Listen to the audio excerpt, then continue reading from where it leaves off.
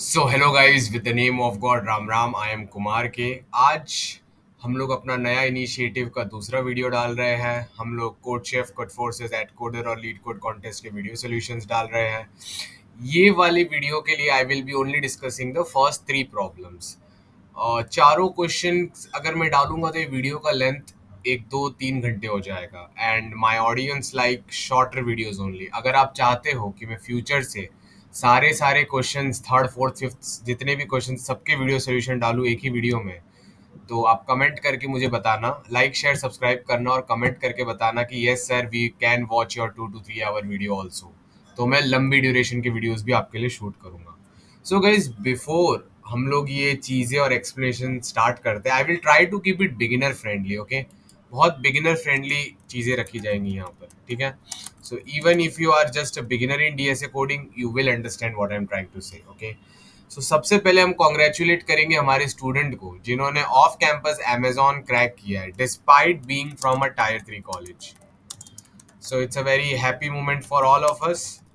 You guys can check out her video here. Okay, बहुत detail में process समझाया गया है कि कैसे क्या करनी होती है। सो मेक श्योर आप इस वीडियो को देखो और अपना लाइफ में इम्प्रूवमेंट लाइए। So guys, for leet code weekly contest 442, the first question is this one. Okay, so the question का नाम क्या है? क्वेश्चन का नाम है मैक्सिमम कंटेनर्स ऑनरशिप। तो ये बेसिकली आपको क्या बोल रहा है ना कि आपको एक साइज का बैग दे के रखा है, ठीक है। तो W साइज का बैग दे के रखा है। लेट्स से W की वैल्यू है 10। ये आपको 10 साइज का बैग दे के रखा है और आपको बोल के रखा है कि एक बॉक्स का साइज है 2। तो कितने बॉक्स डाल सकते हैं ये बैग में? तुम ही सोचो। बैग का साइज है 10, बॉक्स का साइज है 2, तो कितना बॉक्स डाल सकते हो इसमें? 10/2 बॉक्स डाल सकते हो ना, बेसिक मैथ से 5। तो इसमें तुम 5 बॉक्स डाल सकते हो। हर बॉक्स का साइज कितना है? 2 2 2 2 2। तो 2 × 5 कितना हो गया? 10। तो मैक्सिमम कैपेसिटी रीच हो गया। अब आपको इंटीजर डिवीजन भी करना आना चाहिए। समझो यहां पर तुमको दे दिया होता 11 और बोल दिया होता हर बॉक्स की कैपेसिटी है 3, तो क्या करते? इंटीजर डिवीजन करो 11/3। तो क्या आता है? 3 3 9, राइट। 3 4 12, 3 पॉइंट समथिंग आएगा, राइट। पॉइंट के पीछे की वैल्यू को इग्नोर करो। रफली इंटीजर अगर कंसीडर करो तो 3 बॉक्सेस जा सकते हैं इसमें। एक बॉक्स, 2 बॉक्स, तीसरा बॉक्स, चौथा बॉक्स आधा जाएगा। हमको आधा नहीं, हमको पूरे पूरे बॉक्सेस ही डालना है। तो आंसर क्या होगा? 11/3। तो इस क्वेश्चन में हमको W दे रखा है और W के साथ हमको दे रखा है ये क्या कहते हैं, हर बॉक्स की, मतलब हर बॉक्स का वेट चलो W समझ लेते हैं, और मैक्सिमम कैपेसिटी हमको M दे के रखी है, ठीक है। तो मैंने यहाँ पर आप समझ ही गए। समझो इसकी मैक्सिमम कैपेसिटी है MW, ये थैली की, और एक एक बॉक्स का वेट है B। तो आंसर क्या होगा? Maximum capacity divided by B। बस यही है इसका सोल्यूशन और क्वेश्चन एंड हो गया इधर ही, ठीक है। बस आपको एक चीज का ध्यान रखना है कि answer is M/W, but make sure that your answer is less than equal to N×N। जो भी तुम्हारे बॉक्सेस तुम डाल रहे हो ना, वो N×N से छोटे होने चाहिए, क्योंकि हमारे पास N×N बॉक्सेस ही दे रखे हैं। फॉर एग्जाम्पल, समझो तुमको N=2 दे रखा है, मतलब तुम्हारे पास 4 बॉक्सेस ही है, ठीक है।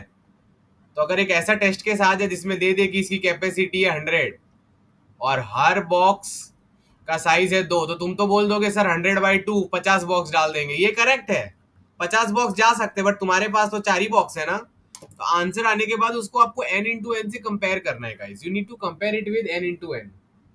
You need to compare it with N×N guys. Okay, तो आपको उसको N×N से कंपेयर करना और आपका आंसर आ जाएगा, और आप यहाँ पर कोड भी उसका चेक कर सकते हो। ओके, अब गाइस हम लोग लीड कोड कॉन्टेस्ट के दूसरे क्वेश्चन पर जाएंगे। तो जो दूसरा क्वेश्चन है वो ग्राफ के ऊपर है। तो आपको डायरेक्टली ये क्वेश्चन नहीं करना है गाइस, आपको नीचे स्क्रॉल करना है। ये मैंने अपने premium warm up DSA course जो है उसकी लिंक पास्ट के कुछ वीडियोस में थी, उसमें से ये 3 4 आपको ग्राफ के मेरे वीडियोस देखने पड़ेंगे। डीएफएस बीएफएस समझना पड़ेगा और कनेक्टेड कंपोनेंट्स का कंसेप्ट समझना पड़ेगा। जब आप ये चीजें समझ जाएंगे तो आपसे ये बी वाला क्वेश्चन बहुत जल्दी हो जाएगा। तो अब बी वाले क्वेश्चन पर फोकस करते हैं थोड़ा, ठीक है। तो अब बी वाले क्वेश्चन पर फोकस करना है। बी वाले क्वेश्चन के पहले डिस्कस कर लेते हैं ग्राफ क्या होता है। ओके, सो जनरली ग्राफ एकदम सिंपल डेटा स्ट्रक्चर होता है। Like there are some nodes like this. Okay, N nodes होते हैं ग्राफ में और एम एजेस होते हैं generally when you are trying to solve the coding problems. Okay, so node 1, node 2, 3, 4, 5. Okay, so you know, and if something is connecting with something else, so it is an edge. So 1 to 5 connected hai, 3 to 4 connected hai, 1 to 3 connected hai. So you can say that this is your graph. Okay, this is your graph. You can say that this is your graph of n nodes. And how many edges are there? 1 edge, 2 edge, 3 edge, 4 edge, 5 edges. तुम चाहो तो छठवा edge भी बना सकते हो. 6th edge is also possible. So this is a graph, guys. But what about the connected components? See, connected components means how many separate parts of graph are available in your current graph. ठीक है? So if I talk about this graph,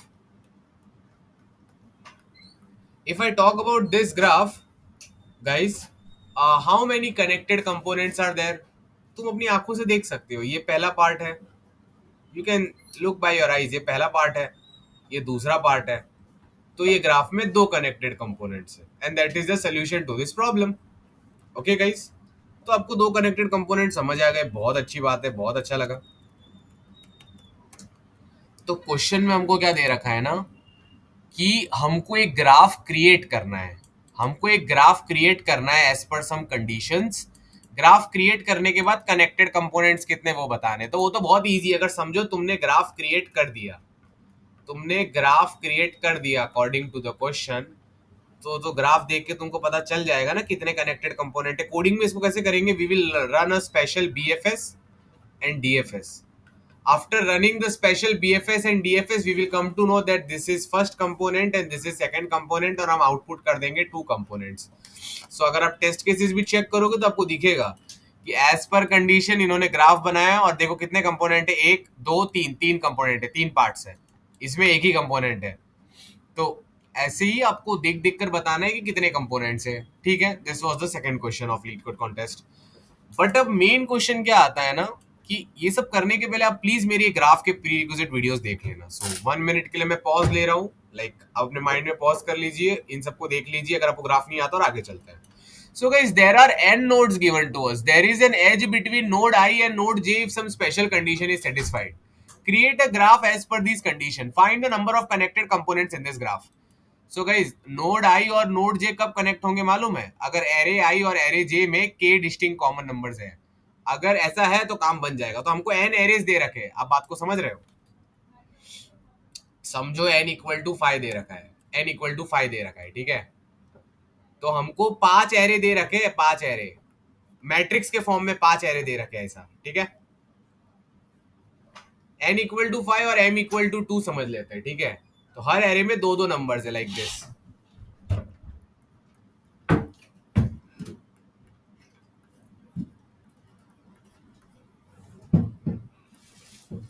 ठीक है, तो आपको ये सब समझ आ रहा है। तो एजेस, अब हम इसको देख के ग्राफ कैसे बनाएंगे? तो ये कह रहे हैं कि आप सारे पैर्स चेक करो।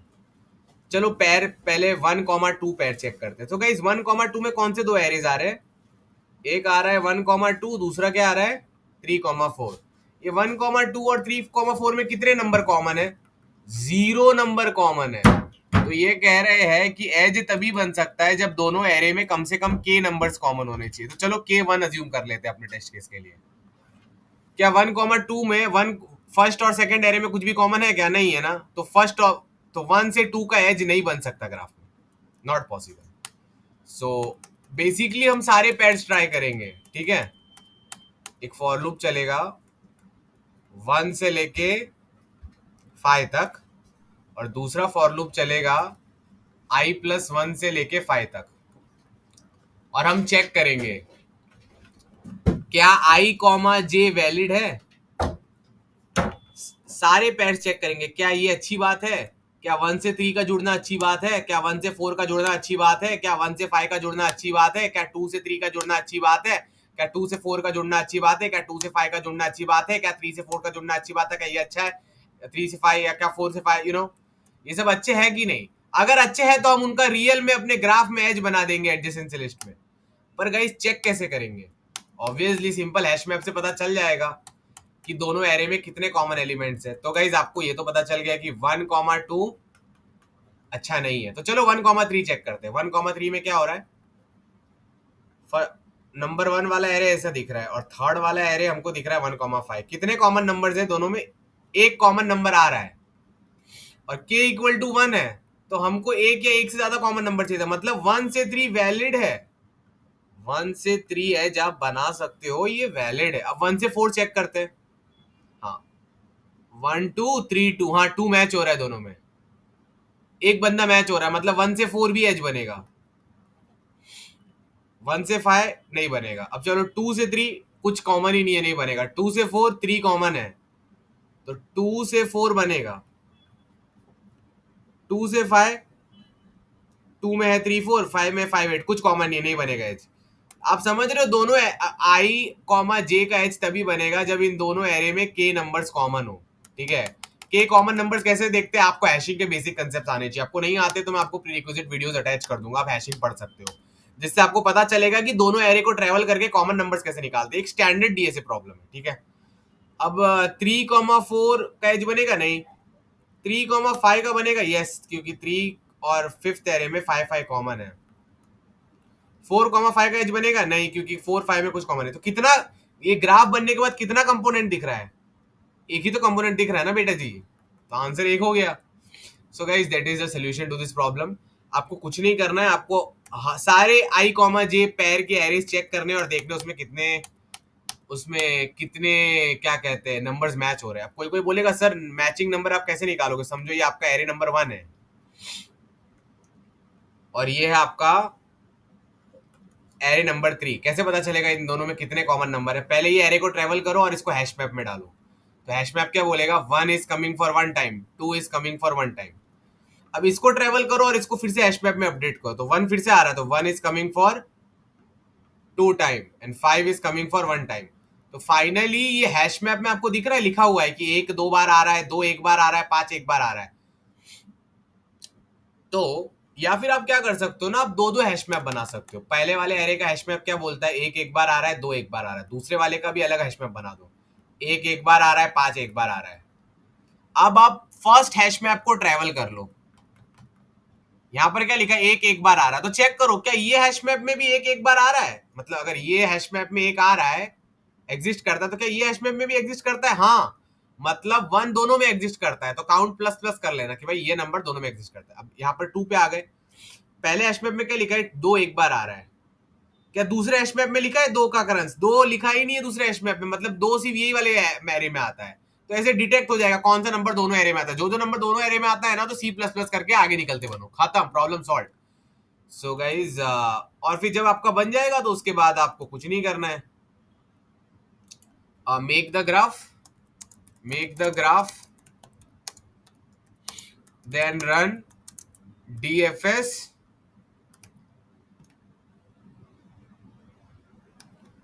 और BFS, then run simple algorithm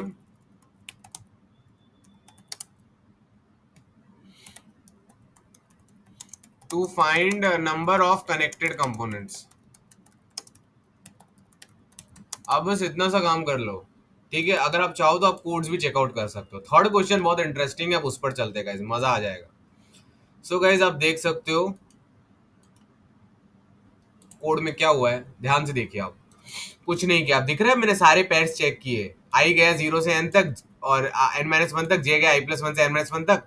check किया क्या आई कॉमा जे पे एज बन सकता है? अगर बन सकता है तो बना दो एज, एडजेसेंसी लिस्ट में डाल दिया, ठीक है।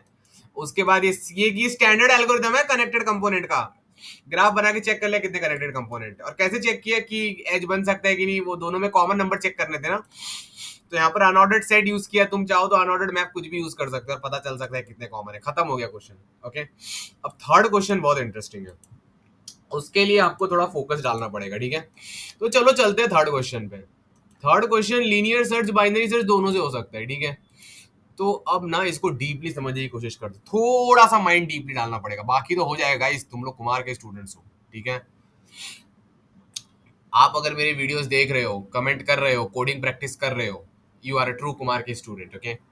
तो गाइस अब ये क्वेश्चन ना बहुत लंबा चौड़ा है, ठीक है, तो मैं आपको बता देता हूँ बात क्या चल रही है, ठीक है।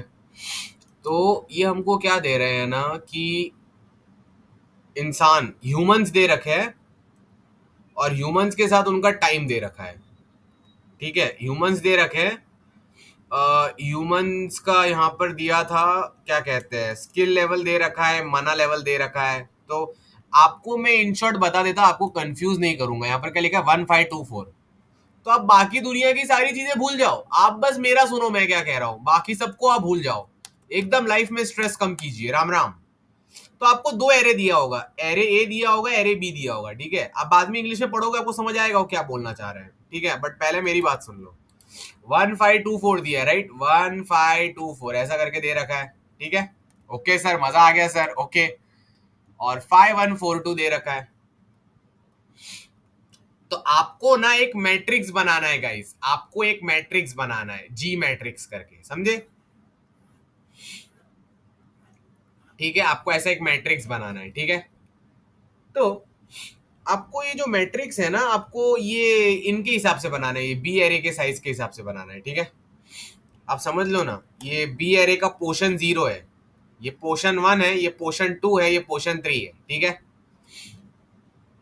अब ये पोर्शन 0 के लिए जो भी डेटा है मैं इधर लिखूंगा, ठीक है।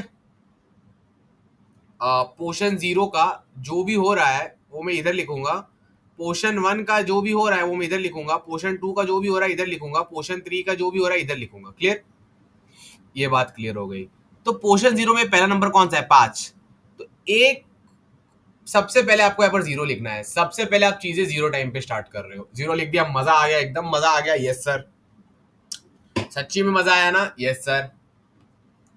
1 into 5 कितना होता है, आपको कुछ नहीं करना है, पहले आप फर्स्ट पोर्शन पे फिक्स कर रहे हो ना, तो ये 1 into 5 कितना होता है, 5 ना। तो इधर 0 के बाद आप लिखोगे 5, फिर इसका दूसरा नंबर, हमारा फर्स्ट नंबर फिक्स हो चुका है, 5 into 5 क्या होता है, 25। तो 5 + 25 करना है आपको, तो क्या आएगा, 30। अब इसका तीसरा नंबर ये बी एरे के फर्स्ट नंबर से मल्टीप्लाई करना है, तो 2 into 5 क्या होता है, 10। तो 30 + 10 क्या होता है, 40। 4 into 5 क्या होता है, 20। तो 40 और 20 कितना हुआ, 60। तो आप देख रहे हो इन्होंने भी क्वेश्चन में यही तो किया है, ये जो पहला एरे दिया है और जो दूसरा एरे दिया है ना, ज्यादा स्ट्रेस मत लो, पहले एरे के सारे नंबर्स को आपको दूसरे एरे के पहले नंबर से ऐसा मल्टीप्लाई करना है और टेबल में लिखना है, 0, 5, 30, 40, 60, और झूठ नहीं कह रहा हूं, अपना भी यही आया, ठीक है। अब दूसरे रो को भरना मुश्किल है, आपको आइडिया लग गई होगी दूसरे में भी क्या करना है, दूसरे में भी क्या करना है। इस बार सेम प्रोसीजर करना है जो पहली बार किया था, बट इस बार ये वाले नंबर सेकंड वाले नंबर से मल्टीप्लाई होंगे। इस बार ये 1 इससे मल्टीप्लाई होगा, ये 5 इससे मल्टीप्लाई होगा, ये 2 इससे मल्टीप्लाई होगा, और ये 4 इससे मल्टीप्लाई होगा। समझे, समझे बात को, समझे बात को। तो मैंने तो आपको क्वेश्चन समझा दिया है, ठीक है। तो इसको थोड़ा इजी तरीके में लिख भी देते हैं, आप डीपली पढ़ोगे तो आपको समझ आएगा ऐसा क्यों हो रहा है, ठीक है। Given array A and array B, ठीक है, आपको एरे ए दे दिया, एरे बी दे दिया, अभी आपको क्या करना है, अब ध्यान से सुनिएगा। प्रिंट, आपको प्रिंट करना है guys, size of array B is m। तो आपको क्या करना है, प्रिंट m रोज, आपको m रोज प्रिंट करने हैं। In first row you have to print this, in first row you will print what, 0। 0 से आपने काम चालू किया, फिर क्या करोगे, 0 से आपने काम चालू किया, फिर B0 into A0, right, B0 into A0, फिर जो प्रीवियस वैल्यू थी उसके साथ हम इस बार क्या ऐड कर देंगे, पहले हमने प्रिंट किया था B0 इंटू A0, ये नंबर इंटू ये, फिर ये नंबर इंटू ये, फिर B1 इंटू A0, सॉरी फिर A1 इंटू B0, फिर A2 इंटू B0, फिर A3 इंटू B0। तो आपको ये समझ आ गया कि पहले रो में ऐसा करके प्रिंट करना है, बहुत इजी है, किसको बेसिक कोडिंग आती कर सकता है। B0 कांस्टेंट रहेगा, A चेंज होता रहेगा, क्लियर। और ऐसा आपको सो ऑन करके प्रिंट करते रहना है, ठीक है। This is an easy task. For second row we need to find out the smallest starting number, so guys, आपको ये तो पता चल गया, एक बेसिक एल्गोरिथम आपको समझ आ गया। बेसिक एल्गोरिथम क्या है गाइस? बेसिक एल्गोरिथम गाइस ये है कि पहले रो के लिए क्या करना है, ये स्टार्टिंग में 0 ये हमने खुद से लिखा है, ठीक है, ताकि मिनिमम नंबर आए। क्वेश्चन पढ़ोगे आपको समझ आएगा। फिर क्या किया, 5 को 1 से मल्टीप्लाई किया, 5 को 5 से किया, 5 को 2 से किया, 5 को 4 से किया, और ये सारे नंबर हमने यहाँ पर लिख दिए। गाइस मेक श्योर करो कि अब हमारा चैनल लाइक, सब्सक्राइब और शेयर जरूर करना याद से। नाउ यही चीज आपको सेकंड रो में भी करनी है, बट मैं आपको ये करने को क्यों नहीं कह रहा हूं, इसका कोई रीजन है, ठीक है। सेकंड रो में भी यही काम करना है। सेकंड रो में आप क्या सोच रहे होंगे मैं बता देता। आप सोच रहे होंगे सर इधर भी तो यही करना है, इधर 0 डाल दिया, ठीक है, फिर ये 1 इंटू 1 कर दिया, ठीक है, फिर 1 इंटू 5 कर दिया तो कितना होता है 5, तो 1 प्लस 5 6, फिर ये 1 इंटू 2 कर दिया 2, तो 6 प्लस 2 8, और ये 1 इंटू 4 कर दिया 4, 8 प्लस 4 12। तो ये चीजें तो आपको समझ आ गई। तो ऐसा तो आप सब में कर दोगे और बोल दोगे सर मेरा क्वेश्चन सॉल्व हो गया। नहीं, रूल्स ये है ना कि ये सेकंड रो से आप एग्जैक्टली ये एल्गोरिथम नहीं कर सकते। फर्स्ट रो में आप ये कर सकते हो बिना डरे। जो नेक्स्ट रो है ना उसमें आप 0 से नहीं स्टार्ट कर सकते। You cannot start from 0। आपको कोई अलग नंबर से चालू करना पड़ेगा, समझे। For the second row you cannot start from 0, यही क्वेश्चन में मेन चीज है। For you cannot start from 0, you cannot start from 0 for second रो।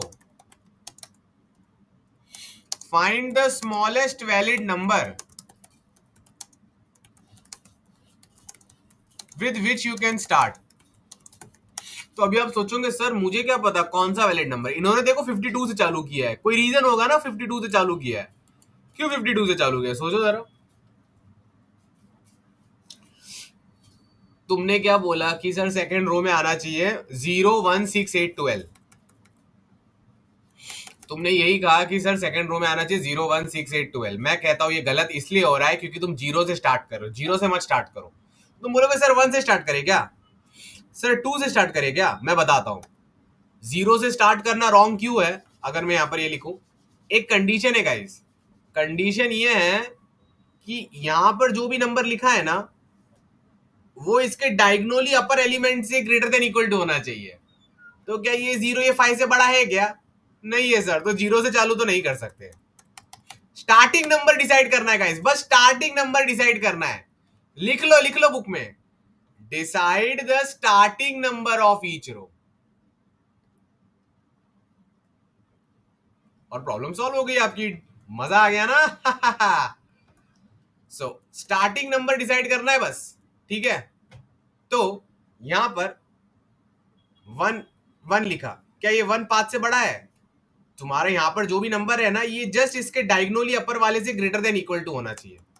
तो नहीं सर नहीं है, तो चलो 2, क्या ये 5 से बड़ा है, नहीं, तो कम से कम कौन सा नंबर डालना पड़ेगा, 3 नहीं 5 ही डालोगे तो 5 is greater than equal to 5, right. अब ये ऐसे में एल्गोरिथम रन करते हैं। अब तुमको पता ही है आगे जब ऐड करोगे तो क्या आएगा, पहले 1 ऐड होगा, फिर 6 ऐड होगा, फिर 8, फिर 12, राइट। तो 5 + 1 क्या होता है। एक बार स्टार्टिंग नंबर डिसाइड हो गया ना फिर सेम एल्गोरिथम रन करना है। ये नंबर इंटू ये नंबर मल्टीप्लाई किया, क्या आया 1 आया, तो जो स्टार्टिंग नंबर है उसमें वो क्या 1 ऐड किया, क्या है 6। गाइस क्या 6 30 से बड़ा आ रहा है क्या, नहीं सर नहीं आ रहा है। मतलब तुम 5 से भी स्टार्ट नहीं कर सकते हो, 5 से भी स्टार्ट नहीं कर सकते क्योंकि आगे जाके प्रॉब्लम हो रही है। 6 से स्टार्ट करोगे तो क्या होगा, 6 5 से तो बड़ा है, बट फिर क्या करोगे 6 + 1 7 लिखोगे। 7 30 से बड़ा है क्या, नहीं, तो 6 भी नहीं चल रहा है। तुमने 1 ट्राई किया नहीं चला, 2 ट्राई किया नहीं चला, 3 ट्राई किया नहीं चला, 4 ट्राई किया नहीं चला, 5 से स्टार्ट किया नहीं चला, 6 से, ऐसे करते करते तुमको लीनियर सर्च करना है, तुमको ढूंढना है कौन से नंबर से अगर मैं ट्राई करूं तो मेरा काम बन जाए बेटा। तो क्वेश्चन में यही है, तुमको हर रो पे at each row you have to do a linear search and try at each row do linear search and try to find out the smallest valid start number of row। तो guys जब तुम यहां पर try करोगे ना तुमको पता चलेगा कि इसको 0 से स्टार्ट करेंगे तो भी नहीं चलेगा, 1 से करेगा तो भी नहीं चलेगा, 2 3 4 5 6 7 8 9 10 20 30 40 50 भी नहीं चलेगा। अब कोई सोचेगा सर 50 से चालू करेंगे तो क्यों नहीं चलेगा, बताता हूं ना, ये 50 है। अब तुमको पता है 50 से ऐड करके ये नंबर जाने वाले 1 6 8 12, तो 51, हाँ 51 इससे बड़ा है। 51 प्लस 6 कितना होता है? 57। 57 इसके डायगोनल अपर से बड़ा है। ओके 57 प्लस 8 कितना होता है?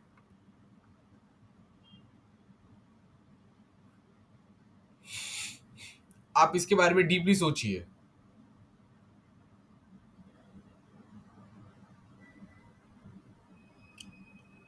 7 7 14, तो ये 15 आ गया, ये 1 आ गया, तो ये हो गया 65।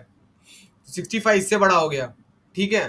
तो आप देख सकते हो कि जब नंबर बड़े होते तब चीजें चलने लगती है कुछ, समझे, डायरेक्टली चीजें नहीं चलती है।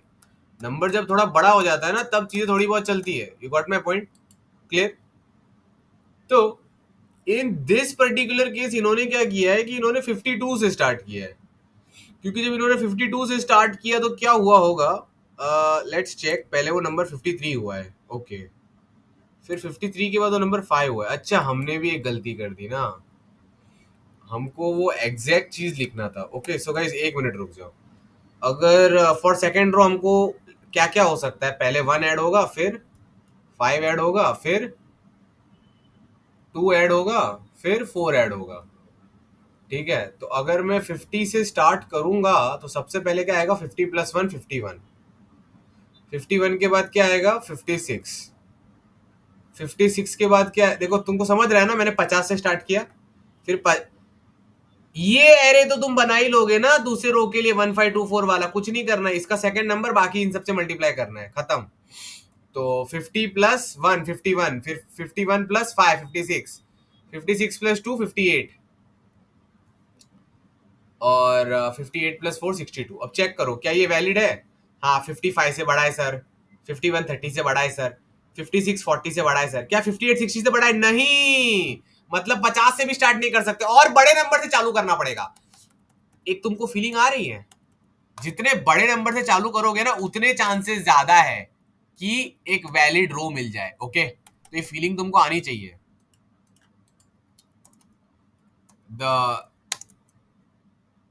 The bigger numbers you try, higher the chance to get valid starting number. So the graph will look like this, F F F F F F F F F T T T T T T T T T, मतलब कि 0 पे fail हो जाएगा, 0 starting number रखोगे fail हो जाएगा, 1 रखोगे fail हो जाएगा, 4 5 6 7 8 ऐसा रखोगे फेल होता जाएगा, बट एक पर्टिकुलर नंबर आएगा जिंदगी में 52 करके, इसके बाद से ये पास ही होने लगेगा। 52 चल रहा है, 52 क्यों चल रहा है, फील किया तुमने 52 क्यों चल रहा है? यहां पर 52 डालो क्या होता है, 51 भी फेल करता है, 52 डालो, एक ऐड करो 53, 5 ऐड करो 58, 2 ऐड करो 60, 4 ऐड करो 64, और देखो इन्होंने भी वही लिखा होगा, ठीक है 64। तो ऐड करने के बाद ये 64 हमारे पास आ गया है। अब चेक करते हैं what is happening actually. This number is bigger than greater than equal to this, this number is greater than equal to this number is greater than equal to this number is greater than equal to this। Last number का कुछ check करने की जरूरत नहीं। तो guys यही finally when you started with 52 तब जाके ये कंडीशन सेटिस्फाई हुई है। तो 55 52 is the minimum starting number. अब कोई मुझे बोल सकता है सर 52 तो चल रहा है सर, तो आप 53 54 55 56 क्यों नहीं चेक कर रहे हो? अरे कॉमन सेंस है ना बेटा, जब 52 से मैंने पॉजिटिव नंबर्स ऐड किए तो मेरे सारे डायगोनल बड़े हो रहे हैं, तो मैं 52 से बड़ा नंबर डालूंगा तो वो भी तो बड़ा ही होगा ना, बट हमको क्वेश्चन में मिनिमम बोला है, तो 52 मिनिमम है, ये बात याद रखना। देखो पहले स्टार्टिंग में कुछ नंबर ट्राई करोगे, जिंदगी में फेल होंगे, जिंदगी में तो ऐसे ही होता है, 0 1 2 3 4 5 6 7 8 9 10 10 50 20 30 40 सब में फेल होंगे, 51 में फेल होंगे। फेल होने के बाद 52 पे पास हो जाओगे। अब एक बार पास हो गए तो आगे चेक करने का जरूरत नहीं है। अगर 52 अपने डायगोनल के सारे नंबर से बड़ा है तो 53 54 इंफिनिटी से बड़े ही होंगे। हमको स्मॉलेस्ट वैलिड नंबर चाहिए। तो गाइस कुछ नहीं करना है, हर रो पे आप जाओ और एक लीनियर सर्च मारो, चेक करो कौन सा स्टार्टिंग नंबर एक वैलिड रो क्रिएट करेगा। पता चल गया कौन सा स्टार्टिंग नंबर वैलिड रो क्रिएट करेगा, उसको आंसर घोषित कर दो और ऐसे करके आपको ये पूरा मैट्रिक्स भर देना है। 52 से अपर बेस्ट था, भर दिया। अब क्या करेंगे, अब हम सारे नंबर ट्राई करेंगे जीरो से लेके, क्या कहते हैं, 0 से लेके 64 तक, प्रीवियस रो के मैक्स तक। कौन सा नंबर यहां से स्टार्ट करेंगे तो चलेगा, तो सब फेल हो रहा है, 53 भी फेल हो रहा है, बट 54 से करोगे तो चलेगा। क्यों? क्योंकि जब 54 से जब तुम ये रो बनाओगे ना, तो देखो ये डायगोनल्स बड़ा आ रहा है, 54 53 से बड़ा है, 58 से ग्रेटर इक्वल टू है, ए से ग्रेटर इक्वल टू, ए से ग्रेटर इक्वल टू, ऐसे कर करके ये जो रो में लास्ट नंबर आता है ना, ये प्रिंट करना है। तो गाइस यही तो है हमारा सोल्यूशन, हो गया प्रॉब्लम सॉल्व, प्रॉब्लम सॉल्व हो गया। सो लाइक अगर मैं आपको इसका सोल्यूशन दिखाने की कोशिश करूं,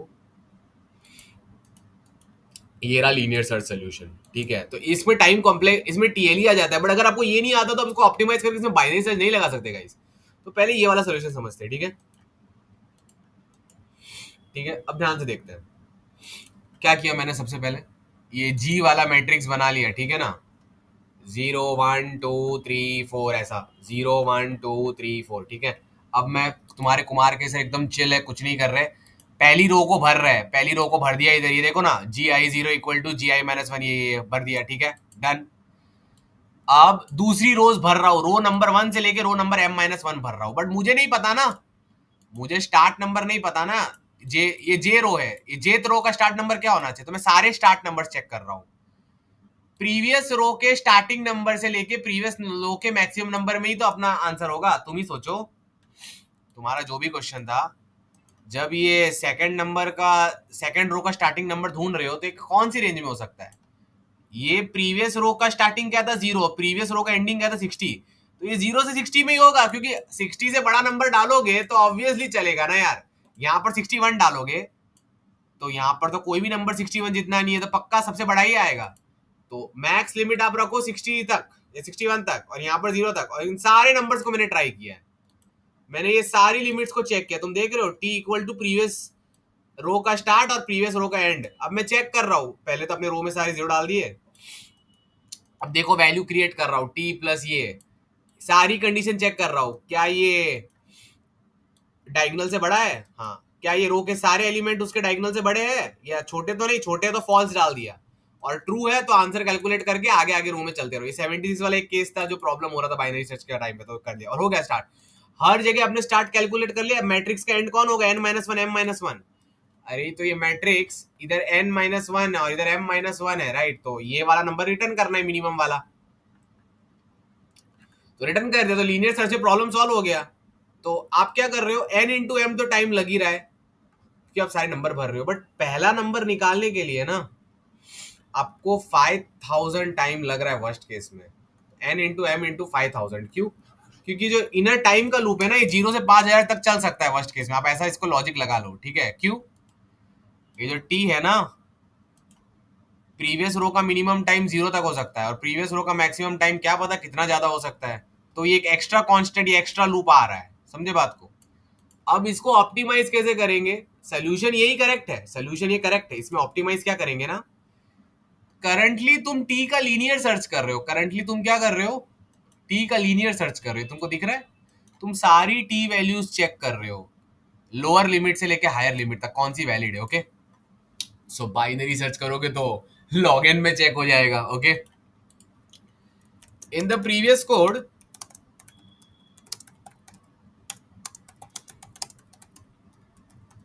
you are checking all t values from lower limit till higher limit. You can do binary search on t. You can do binary search on t to find minimum valid T और आपका काम खत्म in log time in O of log of T. तो n into M into log T में काम बन जाएगा। तो अब पहले क्या कर रहे थे हम लोग हर रो के लिए,